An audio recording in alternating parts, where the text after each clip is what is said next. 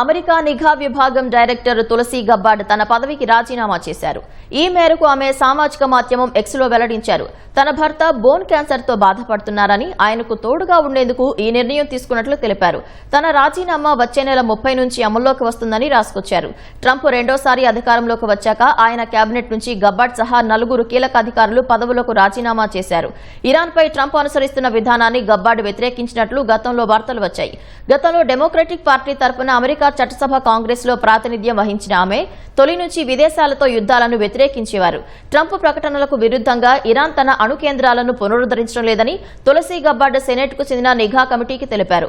తులసి రాజీనామాపై స్పందించిన అమెరికా అధ్యక్షుడు Donald Trump నిఘా విభాగం డైరెక్టర్ గా ఆమె గొప్ప సేవలు అందించారని కొనియాడారు. గబ్బార్డ్ భర్త అబ్రహాం క్యాన్సర్ ను జయించాలని ఆకాంక్షించారు. ప్రిన్సిపల్ డిప్యూటీ డైరెక్టర్ ఆరోన్ లూకాస్ నిఘా విభాగం తాత్కాలిక డైరెక్టర్ గా వ్యవహరిస్తారని ట్రంప్ తెలిపారు.